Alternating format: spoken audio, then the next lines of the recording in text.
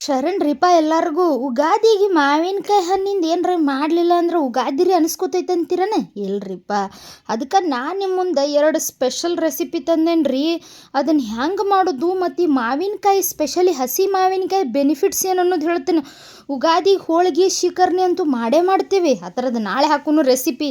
But ಇವತ್ತು ಅದಕ್ಕಿಂತ ಮೊದಲು ಭಾಳ ಇಂಪಾರ್ಟೆಂಟ್ ಆದಂಥ ತಂಬುಳಿ ಮತ್ತು ಸಾರು ಹೆಂಗೆ ಮಾಡ್ದತ್ತು ನೋಡುನು. ಅದಕ್ಕಿಂತ ಮೊದಲು ನಿಮ್ಮೆಲ್ಲರಿಗೂ ನನ್ನ ಚಾನಲ್ ರೀ ಝೀರೋ ಆಯಿಲ್ ಕುಕ್ಕಿಂಗಿಗೆ ಸ್ವಾಗತ ರೀ. ನೀವು ಮಾಡೋ ಎಲ್ಲ ಅಡುಗೆನೂ ನಾನು ನಿಮಗೆ ಎಣ್ಣೆ ಇಲ್ದೆ ಹೆಂಗೆ ಮಾಡೋದು ತೋರಿಸ್ತೀನಿ. ಎಣ್ಣೆ ಇಲ್ದೆ ಅಡುಗೆ ಮಾಡೋದ್ರಿಂದ ಏನಾಗ್ತೈತೆ ಅಂದ್ರೆ ನಮ್ಮ ದೇಹಕ್ಕೆ ಬ್ಯಾಡ್ ಕೊಲೆಸ್ಟ್ರಾಲ್ ಸೇರಂಗಿಲ್ಲ ರೀ. ಇದರಿಂದ ಹೃದಯ ರೋಗ ಚಲೋ ಆಗ್ತೈತಿ, ಚರ್ಮ ಹೊಳಿತೈತಿ, ಕೂದಲು ಹೊಳಿತಾವು. ಅಷ್ಟೇ ಅಲ್ದೆ ನಮ್ದು ಎನರ್ಜಿ ಲೆವೆಲು ಇನ್ಕ್ರೀಸ್ ಆಗ್ತೈತಿ, ವೆಯ್ಟ್ ಲಾಸ್ ಆಗ್ತೈತಿ, ಜೀರ್ಣಕ್ರಿಯೆನೂ ಆಗ್ತೈತಿ. ಹಿಂಗೆ ನಾನು ನಿಮಗೆ ಎಣ್ಣೆ ಇಲ್ದೆ ಅಡುಗೆ ಮಾಡೋ ಬೆನಿಫಿಟ್ಸ್ ಹೇಳೀನಿ. ಆದರೂ ನೀವು ಇನ್ನೂ ಎಣ್ಣೆಯಿಂದ ಅಡುಗೆ ಮಾಡ್ತೀರಿ, ಯಾಕಂದ್ರೆ ಟೇಸ್ಟ್ ಹೆಂಗಿರ್ತೈತೋ ಏನಂತ. ಬಟ್ ಡೆಫಿನೆಟ್ಲಿ ಒಂದು ಸತಿ ನೀವು ನಾ ತೋರಿಸೋ ರೆಸಿಪಿಗಳನ್ನ ಟ್ರೈ ಮಾಡಿರಿ. ನೀವೇ ಎಣ್ಣೆ ನಿನ್ನೆ ಉಪಯೋಗಿಸಂಗಿಲ್ಲ. ಮತ್ತು ಯಾರೆಲ್ಲ ಫಸ್ಟ್ ಟೈಮ್ ನನ್ನ ಚಾನಲ್ ನೋಡತ್ತೀರಿ ದಯವಿಟ್ಟು ಸಬ್ಸ್ಕ್ರೈಬ್ ಮಾಡಿ ನೋಡಿರಿ, ಹಂಗೆ ಕಡಿ ತನಕ ನೋಡಿರಿ. ಬಿಕಾಸ್ ಇಂಗ್ರೀಡಿಯೆಂಟ್ಸ್ ಬೆನಿಫಿಟ್ಸ್ ಹೇಳ್ತೇನೆ. ಮತ್ತು ಎಣ್ಣೆ ಇಲ್ದ ಅಡುಗೆ ತಿನ್ನೋದ್ರಿಂದ ದೇಹಕ್ಕೆ ಭಾಳ ಬೆನಿಫಿಟ್ಸ್ ಐತ್ರಿ. ಅದನ್ನು ನಾನು ಪ್ರೀವಿಯಸ್ ವೀಡಿಯೋದಾಗ ಹೇಳೀನಿ, ಒಂದು ಸತಿ ಚೆಕ್ ಮಾಡ್ಕೊರಿ. ಇಲ್ಲೇನು ಮಾಡತ್ತೇನೆಂದ್ರೆ ಫಸ್ಟ್ ತಂಬುಳಿ ಮಾಡೋನು. ಅದಕ್ಕೆ ನಾನು ಸಣ್ಣಂಗೆ ಕಟ್ ಮಾಡ್ಕೊಂಡಿದ್ದ ಮಾವಿನಕಾಯಿ ತೊಗೊಂಡೇನಿ, ಚಂದಂಗೆ ಮೊದಲು ತೊಳೆದು ಒರೆಸಿಟ್ಕೊಂಡೇನಿ. ಅದನ್ನೇನು ಮಾಡತ್ತೇನಪ್ಪ ಅಂದ್ರೆ ಒಂದು ಮಿಕ್ಸರ್ ಜಾರಿಗೆ ಹಾಕಿ ಇಲ್ಲಿ ಹಸಿ ತೆಂಗಿನಕಾಯಿನ ತೊಗೊಳತ್ತೇನೆ. ಒಂದು 1/4 ಬಟ್ಲಷ್ಟು ತೊಗೊಂಡೇನಿ. 1 ಬಟ್ಲು ತೆಂಗಿನಕಾಯಿಗೆ 1/4 ಬಟ್ಲಷ್ಟು ನಾನು ಇಲ್ಲೇನು ಮಾಡತ್ತೇನೆ ತೆಂಗಿನಕಾಯಿ ತೊಗೊಂಡೇನಿ. ಸ್ವಲ್ಪ ಜೀರಿಗೆ, ಸ್ವಲ್ಪ ಇಲ್ಲೇನು ಮಾಡತ್ತೇನೆಂದ್ರೆ ಶುಂಠಿನ ಹಾಕೊಳಕತ್ತೀನಿ ರೀ. ಅದ್ರ ಜೊತೆ ನೀವು ಬೇಕಾದ್ರೆ ಮೆಣಸಿನ್ಕಾಯಿನೂ ಹಾಕೋಬೋದು, ಬೆಳ್ಳುಳ್ಳಿನೂ ಹಾಕೋಬೋದು. ರುಚಿಗೆ ತಕ್ಕಷ್ಟು ಮೆಣಸಿನ್ಕಾಯಿ ಹಾಕೋರಿ. ಬೆಳ್ಳುಳ್ಳಿ ಇಲ್ಲಪ್ಪ ಹಬ್ಬ ಐತಿ ನಾವು ತಿನ್ನಂಗಿಲ್ಲ ಅಂದ್ರೆ ಸ್ಕಿಪ್ ಮಾಡ್ಕೋರಿ. ಬಟ್ ನಾನು ಬೆಳ್ಳುಳ್ಳಿ ಪ್ರಾಪರ್ಟಿಗೋಸ್ಕರ ಬೆಳ್ಳುಳ್ಳಿನ ಕಂಪಲ್ಸರಿ ಯೂಸ್ ಮಾಡ್ತೀನಿ. ಅದಕ್ಕೆ 1 ಬಟ್ಲದಷ್ಟು ಮೊಸರು, ಚಲೋ ಮೊಸರು, ಹುಳಿ ಇರ್ಲಾರ್ದು ಮೊಸರು ತೊಗೊಂಡೇನಿ. ಮೊಸರು ಹಾಕಿದ ಬಟ್ಲದಾಗ ಸ್ವಲ್ಪ ನೀರು ಹಾಕಿ ಕಲಿಸಿ ಅದನ್ನ ಹಾಕೊಳತ್ತೇನೆ. ರುಚಿಗೆ ತಕ್ಕಷ್ಟು ಉಪ್ಪು ಹಾಕೊಳತ್ತೇನೆ. ಇದಕ್ಕೆ ಕೊತ್ತಂಬರಿ ಸೊಪ್ಪನ್ನು ಹಾಕೊಂಬಿಡ್ರಿ. ಹಾಕಿ ಮುಚ್ಚಳ ಮುಚ್ಚಿ ಎಟ್ಟು ನುಣ್ಣಗೆ ಹಾಕತ್ತಿರಲ್ಲ ಅಟ್ಟು ನುಣ್ಣಗೆ ಇದನ್ನು ರುಬ್ಕೊಂಡು ಬಂದ್ರಪ್ಪ ಅಂತಂದ್ರೆ ಸ್ಪೆಷಲ್ ಮಾವಿನಕಾಯಿ ತಂಬುಳಿ ರೆಡಿ ಆಗಿಬಿಡ್ತೈತೆ ರೀ. ಇದಕ್ಕೆ ನೀವು ಬೇಕಾದ್ರೆ ಒಂದು ತುಪ್ಪದ ಒಗ್ಗರಣೆ ಹಾಕೋಬೋದು. ಒಗ್ಗರಣೆ ಹಾಕೊಳ್ಳಿಲ್ಲ ಅಂದರೂ ಏವನ್ ಇರ್ತೈತೆ ರೀ.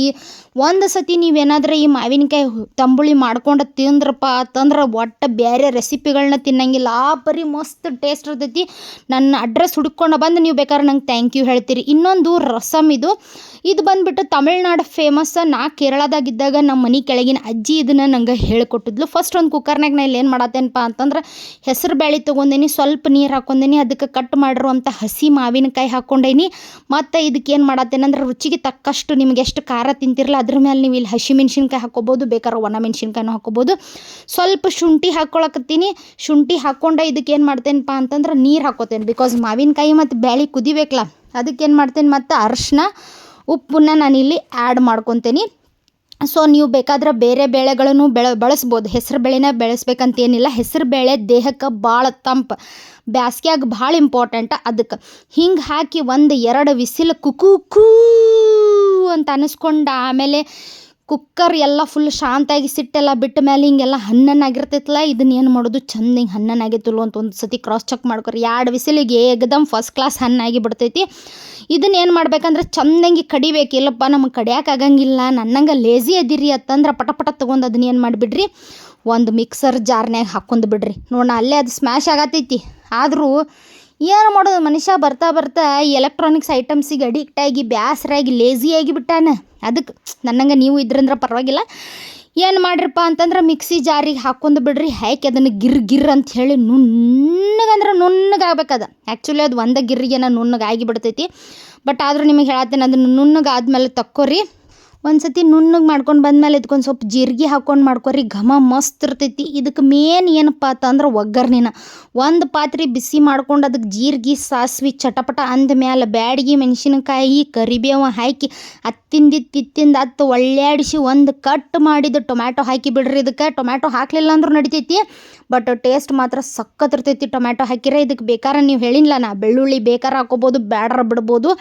ಬಟ್ ಬೆಳ್ಳುಳ್ಳಿದು ಪ್ರಾಪರ್ಟಿ, ಅದರದ್ದು ಗುಣಗಳಿಂದ ನಾವು ಅದನ್ನು ಹಾಕಬೇಕಾಗ್ತೈತಿ. ಚಂದಂಗೆ ಟೊಮ್ಯಾಟೊ ಸ್ಮ್ಯಾಶ್ ಆದಮೇಲೆ ರುಬ್ಬಿಟ್ಕೊಂಡಿರುವಂಥ ಮಾವಿನಕಾಯಿ ಮತ್ತು ಬ್ಯಾಳೆ ಹಾಕಿ ಎಷ್ಟು ನೀರಿನ ಕನ್ಸಿಸ್ಟೆನ್ಸಿ ಬೇಕಿರಲ್ಲ ಅಷ್ಟು ನೀರಿನ ಕನ್ಸಿಸ್ಟೆನ್ಸಿ ಹಾಕಿ ರುಚಿಗೆ ತಕ್ಕಷ್ಟು ಉಪ್ಪು ಹಾಕಿಬಿಡ್ರಿ. ಇಲ್ಲಿ ನಮ್ಮ ಮಾವಿನಕಾಯಿ ಹುಳಿ ಇಲ್ಲ, ಅದಕ್ಕೆ ನಾ ಇಲ್ಲಿ ಬೆಲ್ಲ ಅದು ಏನು ಯೂಸ್ ಮಾಡತ್ತಿಲ್ಲ. ನಿಮ್ಮದು ಮಾವಿನಕಾಯಿ ಭಾಳ ಹುಳಿ ಇತ್ತಂದ್ರೆ ಒಂದು ಸ್ವಲ್ಪ ಬೆಲ್ಲನೂ ಹಾಕ್ಕೊಂಬಿಡ್ರಿ. ಇದು ಏನಂದ್ರೆ ಕುದಿಬಾರ್ದು, ಜಸ್ಟ್ ಹೆಸರು ಬರ್ಬೇಕಷ್ಟ.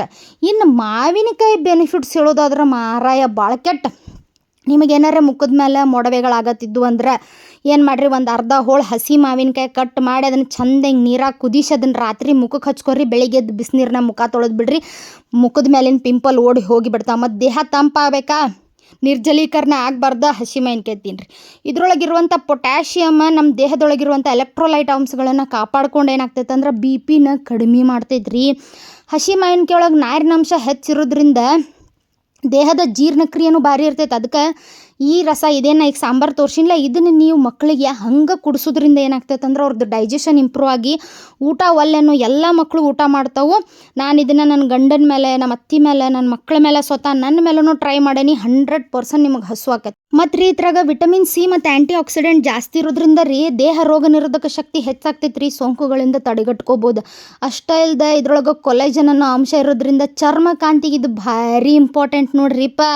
ಹಸಿ ಮಾವಿನಕಾಯಿ ಒಳಗೆ ವಿಟಮಿನ್ ಸಿಯಾಸಿನ್ನ ಮತ್ತು ಫೈಬರ್ ಇರೋದ್ರಿಂದ ಬ್ಯಾಡ್ ಕೊಲೆಸ್ಟ್ರಾಲ್ ಕಡಿಮೆ ಮಾಡ್ತೈತ್ರಿ. ಮಾಡಿ ನಮ್ಮ ಹೃದಯ ರೋಗಕ್ಕೆ ಭಾಳ ಇಂಪಾರ್ಟೆಂಟ್. ಮತ್ತು ಯಾರಿಗೆಲ್ಲ ಬಾಯಿ ವಾಸನೆ ಬರಕತ್ತೈತಿ, ಒಸಡೊಳಗೆ ರಕ್ತಸ್ರಾವ ಆಗಕತ್ತೈತಿ ಅನ್ನೋರು ಮೊದಲೋಗಿ ಹಸಿ ಮಾವಿನಕಾಯಿ ತಂದು ಚಂದಂಗೆ ಅಗದು ತಿಂದು ಬಿಡ್ರಿ. ಇದು ರಕ್ತಹೀನತೆ, ರಕ್ತ ಹೆಪ್ಪುಗಟ್ಟುವಿಕೆ ಮತ್ತು ಹಿಮೋಫೋಲಿಯಾ ಅಂತ ರೋಗಗಳಿಗೂ ಇದನ್ನು ಟ್ರೀಟ್ಮೆಂಟಿಗೆ ಯೂಸ್ ಮಾಡ್ತಾರೆ ರೀ. ಅಷ್ಟೇ ಅಲ್ಲದೆ ಇದು ವೆಯ್ಟ್ ಲಾಸ್ಗಂತೂ ಬೇಕಲ್ಲ, ಬಿಕಾಸ್ ಬ್ಯಾಡ್ ಕೊಲೆಸ್ಟ್ರಾಲ್ ಕಡಿಮೆ ಮಾಡ್ತೈತೆ ರೀ ಇದು. ಅಷ್ಟೇ ಯಾರಿಗೆಲ್ಲ ಸ್ಕರ್ವಿ ಅನ್ನೋ ಒಂದು ಪ್ರಾಬ್ಲಮ್ ಇರ್ತೈತಿ, ಇದ್ರಾಗ ವಿಟಮಿನ್ ಸಿ ಜಾಸ್ತಿ ಇರೋದ್ರಿಂದ ನಿಮ್ಮ ಒಸಡಿನ ಆರೋಗ್ಯನ ಕಾಪಾಡ್ಕೋತೈತಿ. ನೀವು ಈ ಉಗಾದಿಗೆ ಇವೆರಡು ರೆಸಿಪಿ ಟ್ರೈ ಮಾಡ್ತಿರಲ್ಲ. ನಂದು ಇದ್ರಾಗ ಫೇವ್ರೇಟ್ ಯಾವುದಪ್ಪ ಅಂದ್ರೆ ತಂಬುಳಿನ. ಬಟ್ ನನ್ನ ಮಗಳಿಗೆ ಈ ಸಾರು ಭಾಳ ಇಷ್ಟ. ಇದನ್ನು ಕುಡಿದ್ಲಂದ್ರೆ ಒಂದು 2 ತಾಸ್ನಾಗ ಅಮ್ಮ ಹಸು ಆಗೈತೆ ಅಂತೇಳಿ ಚಂದಂಗೆ ಊಟ ಮಾಡ್ತಾಳೆ. ಬ್ಯಾಸ್ಗೆ ಬಿಸಿಲಿಗೆ ಊಟ ಹೋಗ್ಲಾರ್ದವ್ರು ಮಸ್ತ್ ಊಟ ಮಾಡ್ತಾರೆ ರೀಪ. ನೀವು ಟ್ರೈ ಮಾಡಿ ಹೆಂಗಿತ್ತಂತ ಹೇಳ್ರಿ. ಇಂಥ ಒಳ್ಳೊಳ್ಳೆ ರೆಸಿಪಿಗಾಗಿ ನನ್ನ ಚಾನಲ್ನ ಫಾಲೋ ಮಾಡೋದು, ಸಬ್ಸ್ಕ್ರೈಬ್ ಮಾಡೋದು ಮರಿಬೇಡ್ರಿ. ಹಂಗೆ ನಿಮಗೆಲ್ಲರಿಗೂ ಉಗಾದಿ ಹಬ್ಬದ ಶುಭಾಶಯಗಳು ರೀಪ.